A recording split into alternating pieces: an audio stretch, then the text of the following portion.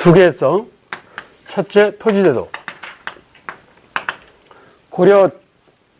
주로 고려 전기인데, 고려 전기 뭐라고? 역시개경. 고려 전체를 놓고 얘기하면 역분전, 그리고 시정전식과 개정전식과 경정전식과 전식과, 그리고 임시제도인 녹봉을 과 등급에 따라서 토지를 줄게 과전법 한다고. 그리고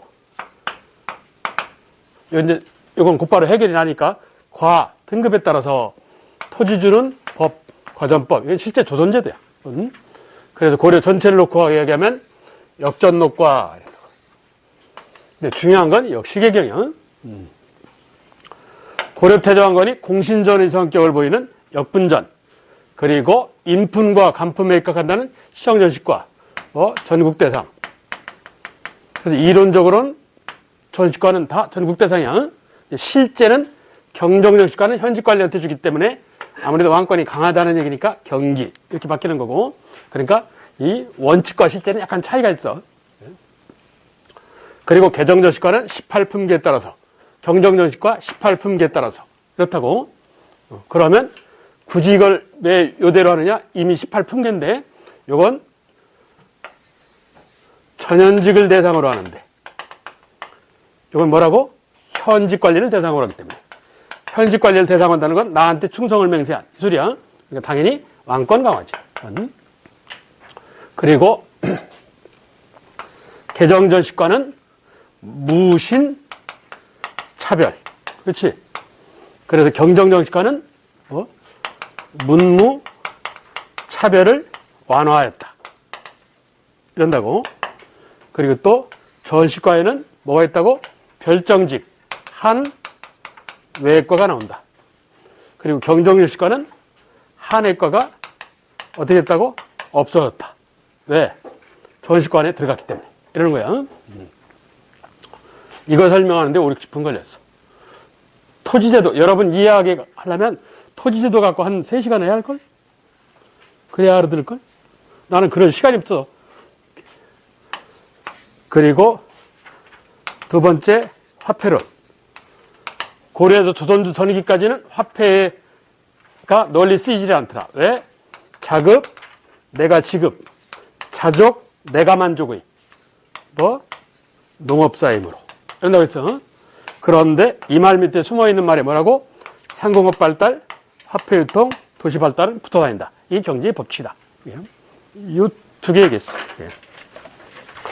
나머지는 좀 질 떨어지는 얘기고, 화폐에 있어서 한반도가 주조 만들어 쓴 최초의 화폐, 한반도에 처음 사용한 화폐가 아니야. 한반도에 처음 사용한 화폐가 아니고 한반도 왕조가 만들어 쓴, 한자로 주조라고 그래. 만들어 쓴 최초의 화폐. 뭐라고? 건원 중보라는 철전. 고려 성종임금 때. 그리고 한반도가 만들어 쓴 최초의 동전. 12세기 숙종 때 해동 통보라는 화폐. 그리고 고의 화폐인 은병도 이에 만들었고, 그리고 고려말 최초의 지폐가 나왔다. 당나무 저자를 쓰는 저화. 이런다고. 약간 질은 떨어지지만 기억을 해야 돼.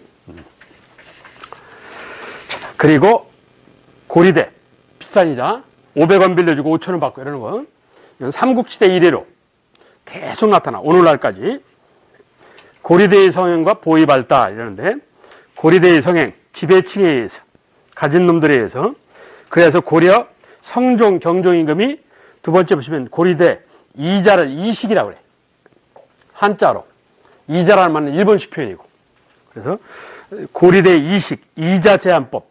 현재 대한민국도 이자 제한법 해. 예. 이 오케이 전투에, 이거 일본 야쿠자 깡패들이 한 거예요. 이거 자본이 원래 일본 깡패들 자본이야. 그 밑에 오케이 저축은행 있잖아. 캐시 뭐 이런 거 다. 그래, 걔네들이 이자가 옛날에는 300% 그 원금을 넘어섰다고, 이자가. 그 이자 몇 개 안 내면 원금은 용돈 정도밖에 안 돼. 오히려 이자가 더 많아졌다고. 그래서 자살하는 사람이 속출하니까 이 이자 상한제를 한다고, 지금. 예? 그 IMF 직후에 만들어진 법이야. IMF 때 많은 사람이 자살했거든. 그 이자를 못 내가지고. 그래서 이자 상한제라는 걸 해. 몇 % 이상은 받지 말아라. 원금을 기준으로. 그래서 고리대 이식 제한 조치, 이게 이자 상한제야. 이자 상한제. 그러니까 백성을 위한 그런 제도를 했다 이거지. 자, 그와 관련해서 세 번째 보란 일정 기금을 마련하여서 거기서 발생하는 이식, 이자를 가지고 필요한 사업 경비에 쓰는 걸 보라고 한다. 이게 무슨 소리냐면 여러분이 일주일에 한 번씩 1,000원씩 모아. 그래서 은행에다 저금을 해. 그럼 뭐가 발생해? 이자가 발생하죠. 그래서 원금은 놔두고 이자만 갖고 피자를 사 먹어. 그거 피자보라고 그래. 짜장면 사 먹어. 짜장보. 이런 거야. 일정한 기금을 조성해서 거기서 발생하는 이자를 가지고 필요한 데 쓰는 거야. 이자만 가지고. 그래서 불경 간행을 위한 경보, 공부한 학생들을 위한 학보, 팔간의 제사를 위한 팔간보, 이런 것들이 있어. 그런데 이거와 별도로 고려 광종임금 때 나온 독특한 게 하나 있어. 그때 종료하는 데 보시면 고려 광종 때 빈민구제용으로 나온 일정한 기금을 조성하여, 이게 아니고 그냥 일방적으로 국가가 한 거야. 제위보라고. 위험에서 건너게 해주는 얘기야. 제위라는 건. 무슨 소리냐? 광종임금이 춘미정이라는 별장을 짓는데, 그래서 국역, 공짜 노동력, 백성한테 공짜 노동력을 해라 이런다고. 쉽게 해서 청남대 짓는 데야. 그래서 이 백성들이 공짜 노동력을 해. 근데 점심시간에 점심을 먹으려고 그러면 결혼한 지 얼마 안 된 어떤 젊은 남자애는 사라져, 애가. 같이 일하는 사람들이 한두 번도 아니고 가만히 보니까 얘가 형편이 어려워서 도시락을 못 써왔구나. 그래서 눈치를 챘어. 그래서 밥을 한 숟가락씩 떠서 먹였다고. 얻어먹는 것도 한두 번이지. 이 젊은 애가 미안하잖아. 부인한테 그런 얘기를 했던 모양이야. 그러니까 부인이 다음 날은 여러 명 도시락을 싸준 거야. 그래서 어디서 났어? 그랬더니 부인이 머리를 잘라갖고 파는 거야. 이 미담 사례는 아니지. 이 미담 사례가 광종 귀에까지 들어간 거야. 그래서 광종이 백성들이 굶어 죽는 위험을 겪고 있구나. 그래서 굶어 죽는 위험으로부터 건너가게 해주겠다.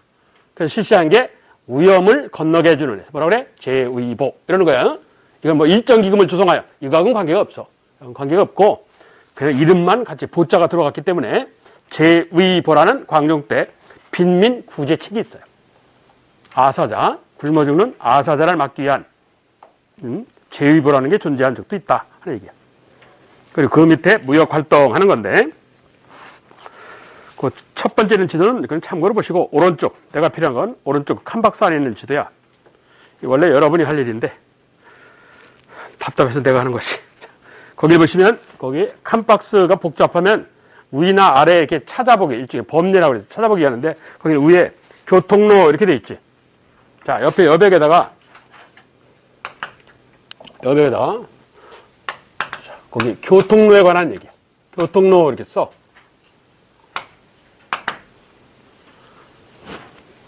첫째, 고려의 대송이라는 게 무슨 소리냐? 큰 송나라 이 뜻이 아니고 송나라에 대한 이 뜻이야. 고려가 송나라에 대하여 이 얘기야. 고려의 대송 무역통로, 무역로에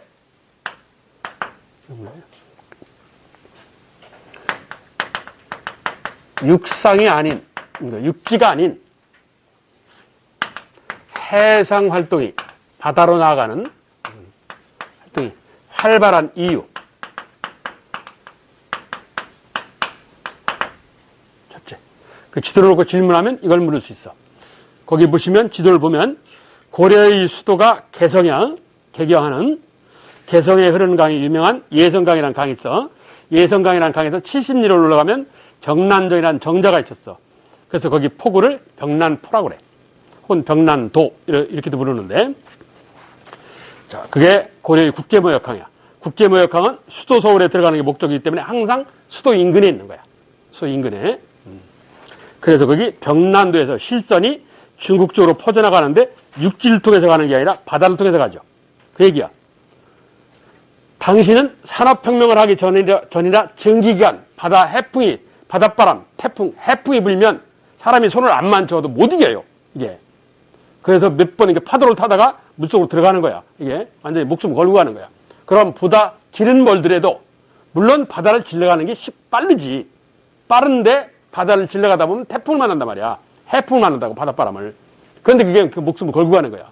그럼 좀 기간이 길더라도 육지를 타고 쭉 내려가는 거야, 일반적으로. 근데 왜 그렇게 안 하고 목숨 걸고 바다로 갔느냐 이거야.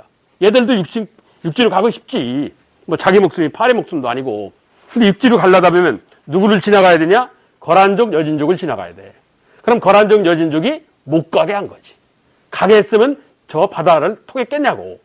저 지도도 사실 저게 틀려, 지도도. 어떻게 가느냐? 저렇게 못 가요. 질러서 못 가. 예, 나를 뺐다고 손을 젓는 것도 한계가 있지. 이렇게. 어떻게 가냐? 해안선 타고 가는 거야. 육지 옆에서 배 타고 이렇게 올라가다가 태풍 분다, 바닷바람 분다, 얼른 육지 정복하는 거야. 왜? 손으로 저어서 가는 거니까. 배가 그렇게 튼튼하지도 못하고, 옛날 배라는 게. 그러니까 해안선 타고 쭉 올라가다가, 아, 바람이 심하다? 그럼 얼른 육지로 정복해서 바닷바람이 가라앉을 때까지 기다렸다가 다시 가고, 이렇게 가야 되는 거야. 근데 그렇게는 그릴 수 없잖아. 그러면 실선이 다 만나잖아. 그러니까 결과론적으로 저렇게 건너갔다, 이 소리야. 여하튼 간에, 원칙은 그래. 그리고 또 위에 또, 거래족이 세운 나라가 요고, 여진족이 세운 나라는 금인데, 이 지도도 틀렸어. 그럼 이 지도를 두 개를 만들어야 되는데, 국사교과서가 두 개 지도를 만들 만큼 자리가 없어. 그래서 그냥 하나로 대충 때려 묶은 거예요. 10에서 11세기는 동북아시아, 한반도 쪽, 중국, 만주 이쪽이 거란족이 힘이 셌어요. 만주 대부분을 거란족이 차지했었어. 예. 그리고 12세기는 거란족이 약화되고 11세기 후반부터 12세기는 만주 일대가 누구? 여진족 세상이 된 거야. 그러니까 그 두 개를 한 장에다 다 그리려다 보니까 저렇게 나눠놓은 거야. 그렇게 실제는 10세기, 11세기는 만주가 대부분 거란 영토, 12세기는 대부분 여진 영토 이렇게 돼 있는 거야. 사실은. 자, 여하튼 고려 전기. 고려의 대송, 송나라하고 무역하는데 육지로 안 가고 왜 바다로 갔냐? 육지로 가면 누가 막어? 거란족, 여진족이 막어. 그래서 뭐 그냥 북쪽에 있는 민족이니까 북방민족의, 북방민족이란 거란 여진을 얘기하는 거야. 육지로 나아가는 거, 육상 진출 차단으로 육지로 가는 걸 막아서 어쩔 수 없이 목숨 걸고 바다로 갔다, 이 소리야. 그 지도가 그렇게 바다로 나가게끔 그려져 있더라 하는 얘기야. 다음 두 번째, 교류 내용. 교류 내용. 자, 주변 국가하고 무역하는 얘기, 무역하는 얘기. 수입품은 우리가 필요해서 수입하는 거예요. 그렇죠? 수출품은 그들이 원해서 내보내는 거고. 그러니까 수출품은 그들이 원한 거니까 우리하고 별로 상관없어. 몰라도 돼. 수입품만 하면 돼. 수입품만. 그런 내용은 수입품이래. 고려가 송나라한테 수입하는 물품이야. 선진국가인. 그 지도를 보시면 뭐가 들어오느냐? 비단, 서적, 약재가 들어와. 비단, 서적, 약재야. 제가 전에 신라 촌락문서 때 뭐라고 그랬냐? 서원경, 청주 쪽에도 뽕나무를 많이 재배하는 거로 봐서 비단이 있었던 거로 추정된다. 그래서 그 비단을, 이게 주자가 비단 주자인데 어아주라고 그러고, 실물은 현재 남아있지 않지만 그 조아주라는 비단도 있었다. 이랬어. 그럼 우리도 비단 있는데 왜 굳이 수입품에 비단이 있느냐? 우리 거보다 중국게 좀 좋았던 모양이지. 예, 여하튼 그럼 비단은 일반 백성이 입기는 어려운 거고, 누가 입었겠어 이거? 지배층 귀족이 입었겠지. 그러니까 귀족을 위한 꼭 입어야 되는 옷은 아니야. 그렇지? 뭐 사치품이야. 사치품이 들은 거로 보여. 그런 해석이 가능하지. 다음 서적, 책이야. 책은 백성은 먹고 살기 힘들어. 책 볼 시간, 돈이 없어요. 그러니까 누구를 위한 거야? 귀족을 위한. 중국의 선진 문화가 들은 거지. 문화 수입이라는 측면이 있어요. 그리고 약재야. 약재는 이건 특수생 필품이라고 그러는데, 약품. 이건 전체 백성. 전 백성. 이건 생활필수품, 줄여서 생필품. 약은 중요하니까. 그럼 이 얘기를 해석해보면 왜 고려라는 나라가 송나라하고 무역했는지를 알 수 있어. 이건 꼭 고려가 송나라하고 무역할 때만 이런 게 아니고, 신라가 당나라하고 무역할 때 신라가 수입하는 물품이 비단서적 약재야. 조선이 조선 전기에 명나라하고 무역할 때 명나라에서 수입하는 제품에 비단서적 약재가 있어. 조선 후기 조선이라는 나라가 중국 청나라하고 무역할 때 수입하는 물품에 비단서적 약재가 있고, 한반도 왕조가 중국 왕조에서 수입하는 물품의 공통점이 비단서적 약재야. 쉽게 얘기하면 한반도 왕조가 신라, 고려, 조선이 중국에서 수입하는 물품의 공통점이 비단서적 약재야. 예. 그럼 이게 무슨 뜻이냐? 비이단과 약재로 대표되는 경제적인 목적하에 한반도 왕조가 경제적인 목적하에 무역을 했음을 알 수 있고, 그리고 책으로 대표되는 중국이 선진 문화를 받아들이겠다. 문화적인 목적이야. 경제, 문화적인 목적하에 무역을 한 거야. 한반도 왕조가 중국하고 무역하는 사연이 경제, 문화적인 목적이야. 선진 물품, 선진 문화를 끌어들인다. 이런 뜻이야. 저런 해석이 가능하다 하는 얘기야. 그리고 내가 지금 다 할 시간은 없어. 다 할 시간은 없고, 앞에 그 토지에 대해서 시간을 많이 뺏겨서. 그리고 세 번째, 아까 잠깐 언급한 건데, 고려의 거기 보면 국제무역학이 나와. 외국상, 이슬람 상인으로 대표되는 외국상인이 많이 드나드는 국제무역학이 있어. 그게 어디라고? 수도인 개경 인근에 있는 병난도란데.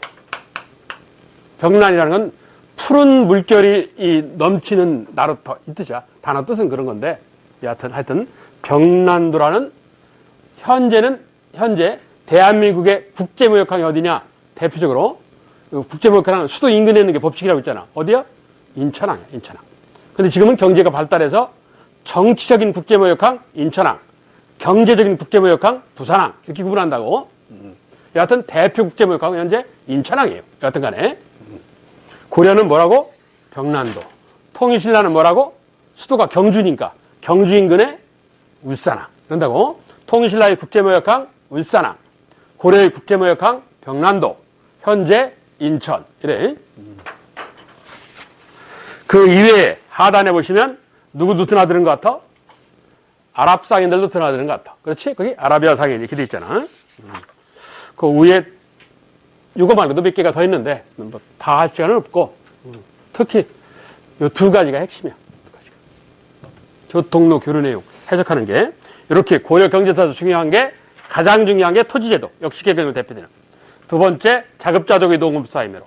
세 번째, 무역지도 해석. 이렇게 이 세 가지 딱 압축을 하면, 다음 한 장을 넘기면 고려 사회사. 자, 신분제. 한반도 신분제 중에 제일 지저분하고 복잡한 게 고려 신분제. 고려 신분제가 제일 복잡해. 고려 신분제가.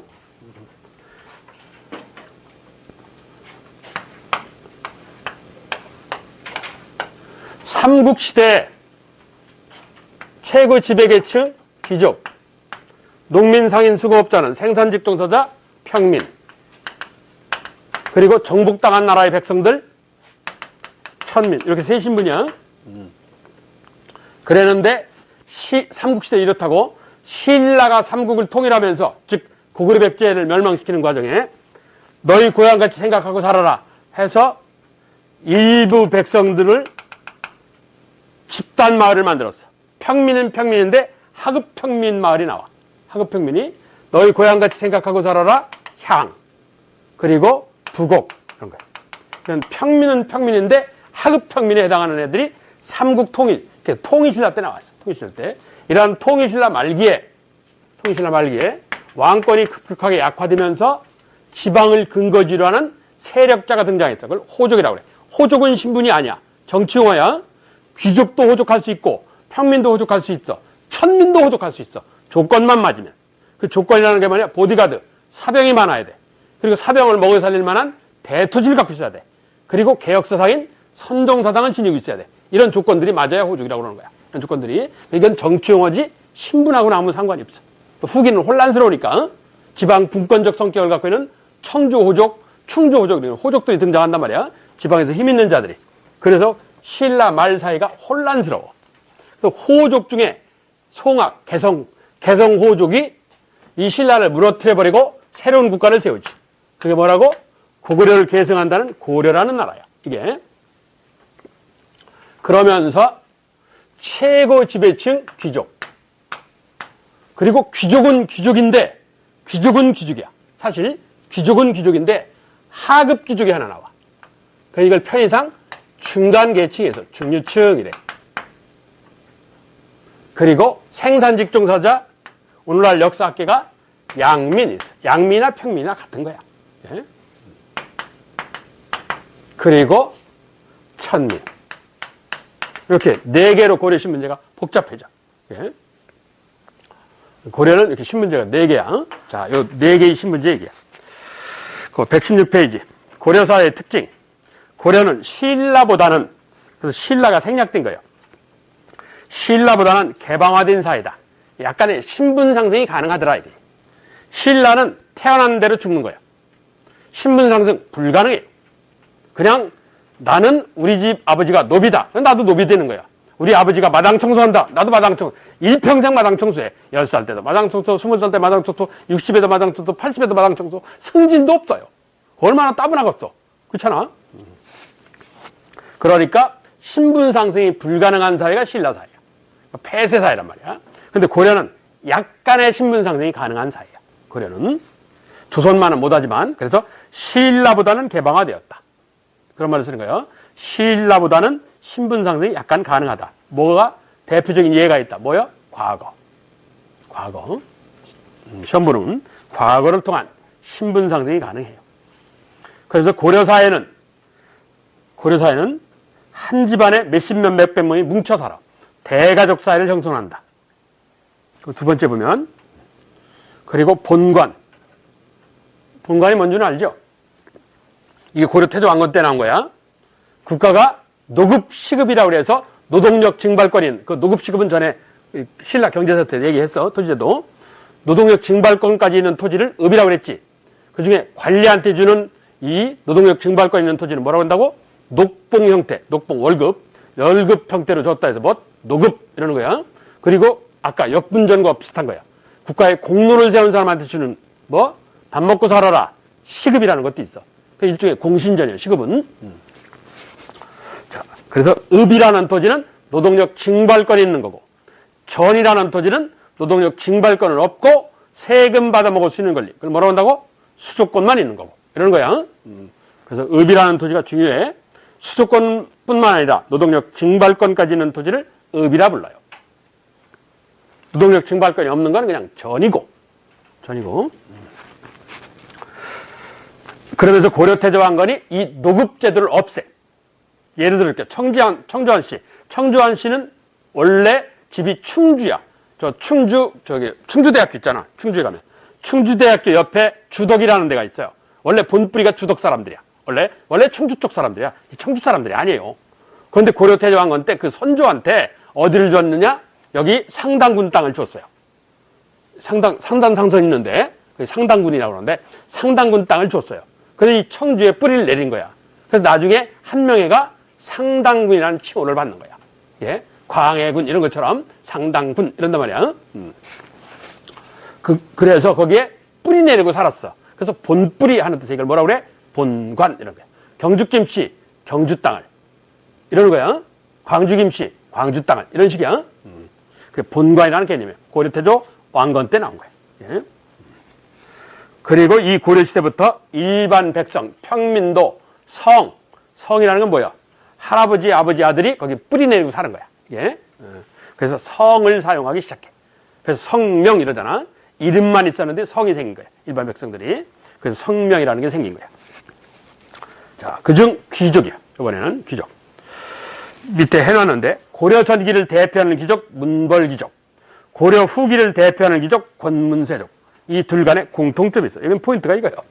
원래 내가 이거 설명 안 하려고 그냥 해놨는데 고려 전기 문벌귀족과 고려 후기 권문세족의 공통점. 첫째, 시험만 보고 공짜로 관리되는 제도. 음서의 혜택을 받아요. 음서. 원래 이제 음서라는 단어도 설명하고 그래야 되는데 전에는 설명했어. 요즘 바빠갖고. 음서. 시험만 보고 공짜로 관리되는 거. 음서라고 그래. 그리고 두 번째, 대토지 소유자야. 고려전기 문벌귀족과 고려기 권문세족은 대토지 소유. 좀 유식한 말로 농장이라고 그러는데. 그리고 세 번째, 왕실과 혼인할 수 있어. 그러니까 왕하기를 띄엄띄엄 하는 거야. 왕, 너도 나하고 똑같은 귀족이다. 단, 너 왕은 첫 번째 귀족에 불과하다. 이렇게 생각하는 거야. 고려는. 그러니까 조선하고 고려하고 전혀 세상이 달라요. 그래서 왕실과 혼인을 통할 수 있다. 이건 한자로 통혼권. 이러는 거야. 풀어 설명하면 왕실과 혼인이 가능한 집안. 고려 전기 지배층 문벌귀족, 경원희 씨, 이자겸, 해주채 씨, 최충 이런 집안들. 고려 후기 대표적인 지배층 권문세족 공통점. 첫째, 음서의 혜택. 두 번째, 대토지. 세 번째, 왕실과의 혼인. 이걸 외워. 자, 이게 이 귀족에 대한 가장 핵심적인 질문이야. 그리고 하단에 표를 만들어놨어. 고려 후기 거기 권문세족. 그런데 고려 말에 누가 나타나? 신진사대부. 성리학자들. 그건 뭐 나중에 보시고. 자, 그러면서 가장 시험을 잘 내는 이 중류층이야. 특이하거든, 얘네들이. 계층, 계급, 이건 신분하고는 상관가 없어. 계층, 계급이라는 단어는 사회경제적인 분류법인데, 무슨 소리냐? 얘네는 다 귀족이야. 이건 다 귀족이야, 사실. 이건 다 귀족인데, 귀족은 귀족인데, 얘네하고 좀 차이가 있어. 얘네하고. 그래서 오늘날 역사학자들이 이걸 편의상 구분하려고 중간 계층이었다라는 말을 만든 거예요. 당시에는 없던 말이야, 이게. 만들어 쓴 거예요. 그러면 어떤 차이가 있길래 저런 용어를 만들었었냐? 요 둘을 가르는 경계선이 있어요. 귀족은 음서의 혜택을 받아요. 그러면 중류층은 음서의 혜택을 못 받아. 시험한 번 공짜로 관리되는 혜택이 없어. 아버지, 할아버지, 외할아버지가 국가에 공로를 세우면 그 자식, 조카, 손자, 사위는 혜택을 받게 돼 있어. 그걸 음서 혜택이라고 그래.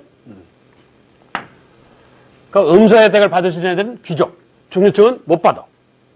그리고 또 공공기관이 그 음덕을 인정해서 전식과 토지를 주노라. 이걸 뭐라고 그래? 공음전. 이런다고 그랬지. 공음전을 받으면 귀족, 공음전을 못 받으면 중류층. 이러는 거야. 그래서 이 둘을 가르는 경계선이 이거야. 정치적으로 음서 혜택을 받았냐 못 받았냐, 경제적으로 공음전이라는 토지를 받았냐 못 받았냐를 갖고 귀족이냐 중류층이냐 이렇게 구분하는 거야. 이걸. 그러면 이건 관리 등급으로 따지면 음서의 혜택은 1급에서 5급 공무원을 대상으로 하는 거예요. 예? 공음전의 혜택 1급 공무원에서 5급 공무원을 대상으로 하는 거야. 예? 그러면 자연스럽게 중류층은 뭐겠어? 6급에서 9급인 거지. 예? 포인트가 적어요. 귀족 1에서 5품. 요즘 말로 1에서 5급 공무원 한다고. 5급이 사무관 아니야. 행정고 시작하면 5급 하잖아. 그래서 음서의 혜택과 공음전의 혜택을 누릴 수 있는 자들 한다고. 이걸 귀족이다. 이렇게 보는 거예요. 이거 오늘날 역사학계의 해석이야. 자, 그래서 거기 고려 때 새롭게 등장하는 하급 지배층, 중간 계층에서 중류층 하는 게 있어. 중류층. 구성. 중앙관청의 업무를 보는 잡류. 그리고 청와대, 궁중에서 근무하는 남반. 한다고. 남반의 대표적인 애들이 내시야. 여러분이 아는 내시하고 틀려. 여러분이 아는 내시는 없이 사는 애들이고 그런 애들이 아니고, 고려 때 내시라는 건 뭐냐? 청와대 비서관이야. 달려있는 거 다 달려있어. 똑똑하기도 하고. 여기요. 그러니까 없이 사는 애들은 뭐냐? 환관이야, 환관. 고려는 환관이라고 그래. 환관이라고. 근데 조선은 내시라고 그래. 왜 그러냐? 환관한테 내시 기능을 시켰거든. 조선사에서는. 그래서 용어가 이렇게 같이 섞어 쓰는 거야. 그랬다가 내시라고 용어를 바꿔 쓴 건데, 원래 정확하게 표현하면 없이 사는 애들은 환관이야, 환관. 내시는 청와대 비서관들이고. 예. 그래서 고려는 남반, 문반, 무반 말고 세 번째 남반이라는 애들이 있단 말이야. 남반이라는 신분이. 걔네들은 궁중에서 실무행정을 담당하는 자들, 청와대 근무하는 애들 얘기야. 그중 대표적인 게 내시다 하는 얘기야. 그리고 향리, 향리도 상위 향리, 하위 향리. 향리도 이렇게 나뉘어요. 고려 신분제가 복잡하다니까.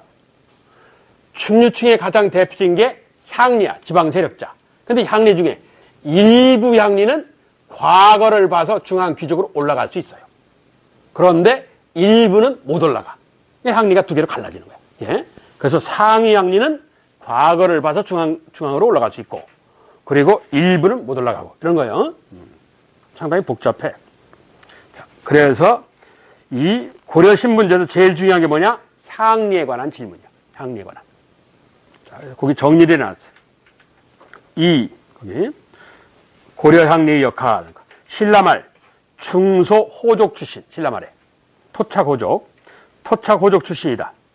얘네들은 고려 때 조세, 토지세, 곡물, 현물, 요역, 노동력, 징벌 업무를 담당한다. 자, 이게 포인트야. 가장 핵심이야. 지방 향리 가장 중요한 업무야. 저게 조세, 곡물, 요역, 징벌이다. 밑줄쳐.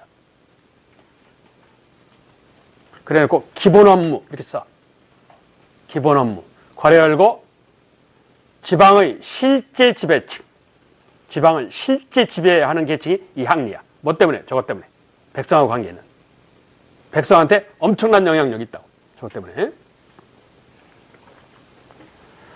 자, 조세, 곡물, 요역, 징벌. 그리고 고려라는 나라는 298개군년인데 298개군년에 처음부터 지방관 파견을 다 못했잖아. 그래서 일부 큰 지역만 지방관 파견을 한다고 그랬어.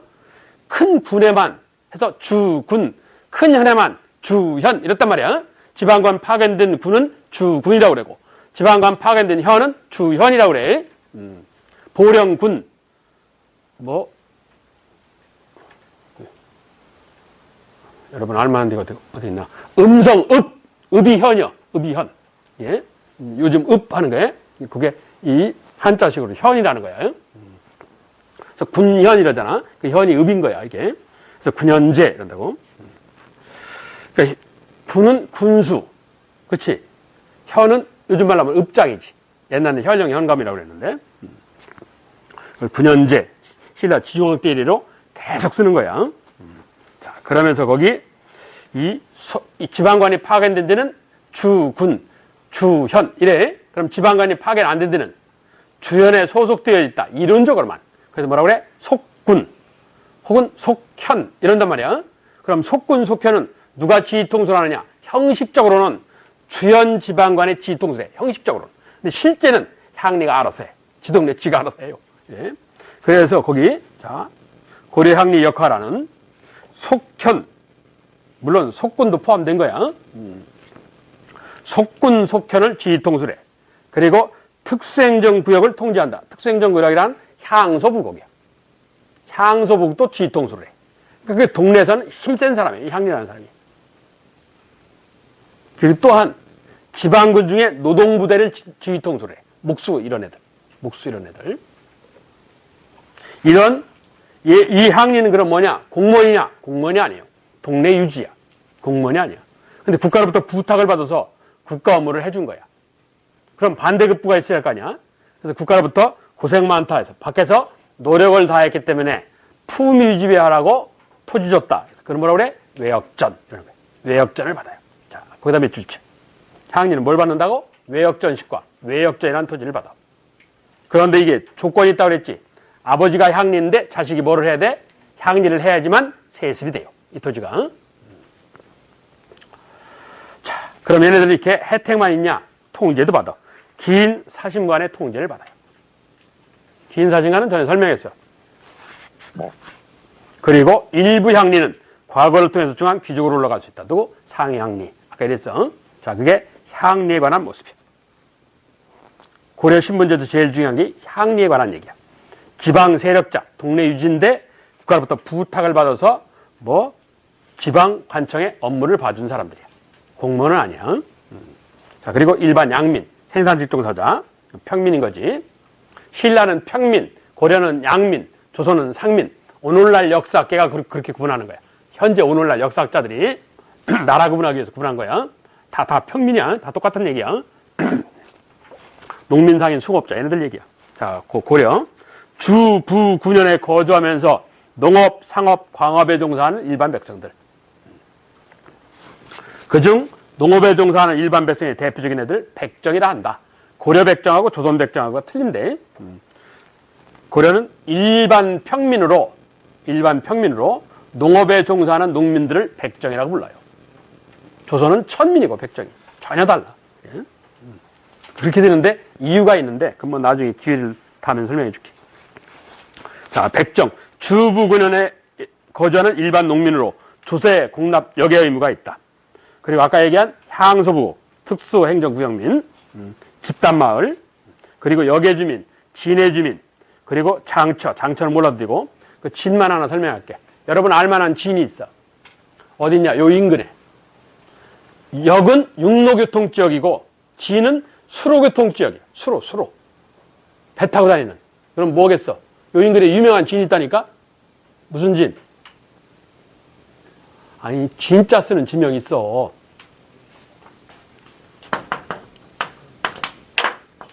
한자를 이렇게 써. 물수가 들어가. 나라 빼떼고 이렇게 드나드는 지역. 요 인근에 있어. 뭐? 몰라? 신탄진. 그렇잖아. 신탄진이란데. 이게 수로교통 지역이야. 그게. 그래서 역, 진에 근무하는 공무원. 거기에 공무하는 공무원. 그리고 거기 집단마을. 그러니까 그 나루터 그쪽에 집단마을이 형성되어 있단 말이야. 사람들이 드나드니까. 그렇다고.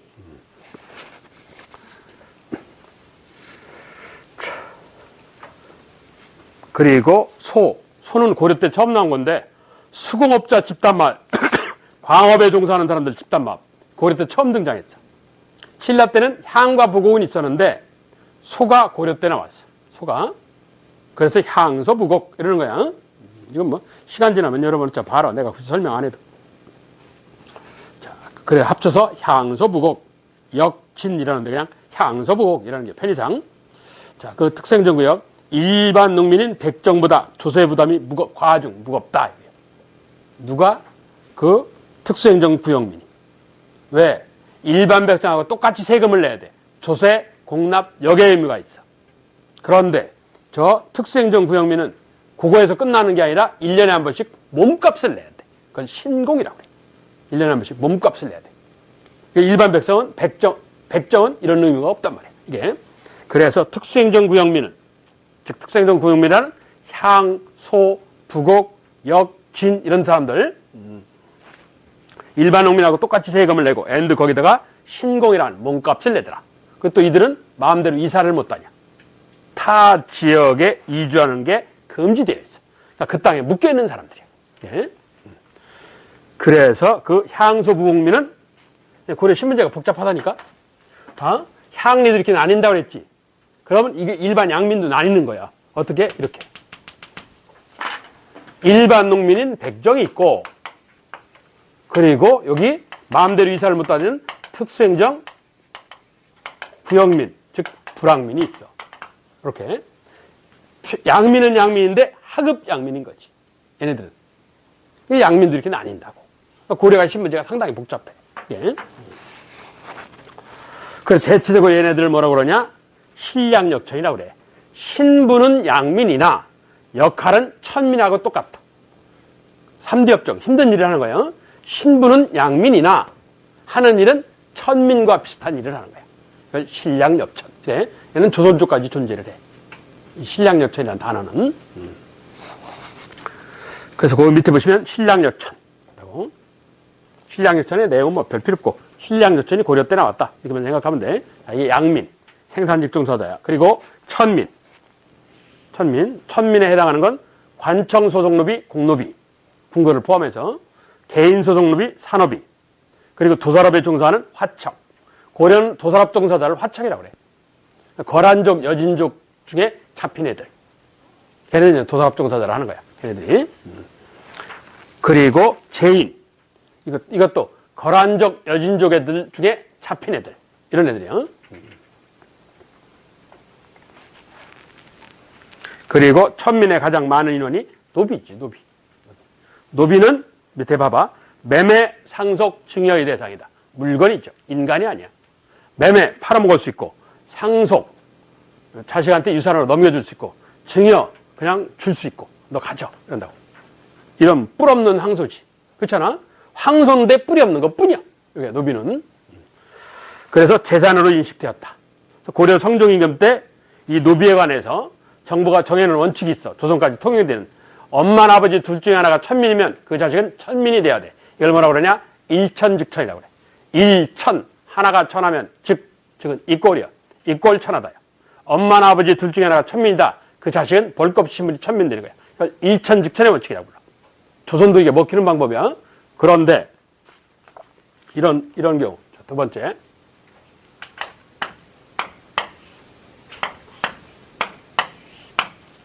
이 집에 남자 천민은 노가 있고 여자 천민 비가 있어.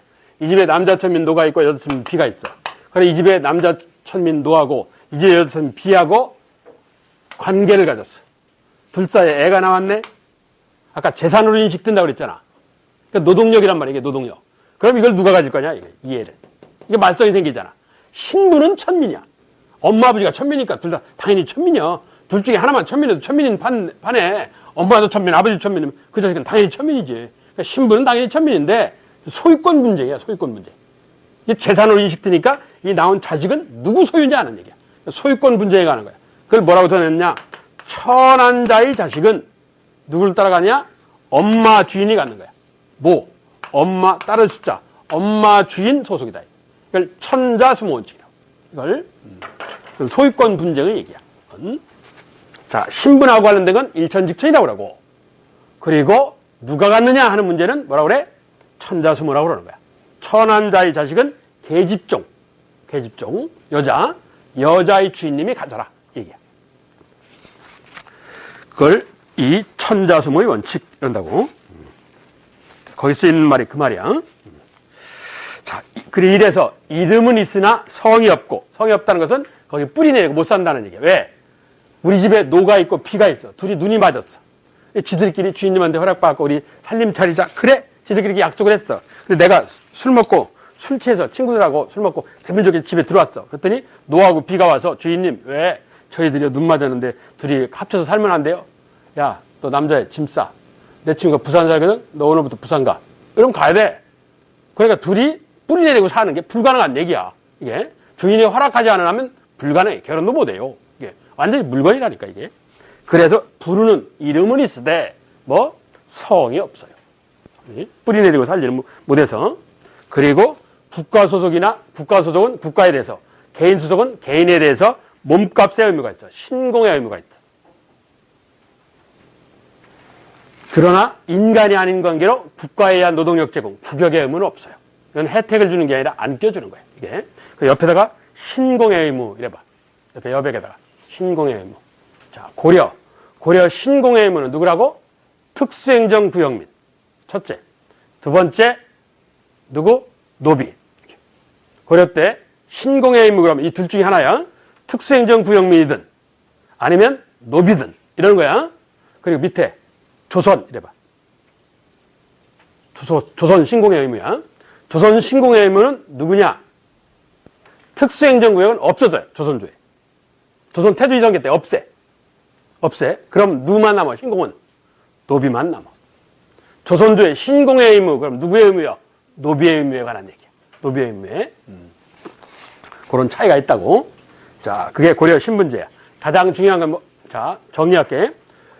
고려전기 대표지배층 문벌기족, 고려후기 대표적인 지배층 권문세족 둘 간의 공통점이 있다. 첫째, 음서 혜택을 받는다는 점. 그렇지? 두 번째, 대토지를 갖고 있다는 점. 왜 공음전이라고 안 하고 대토지라고 그러냐? 아까 뭐라고 했어? 무신정권으로 전시가가 멀어진다고 그랬지?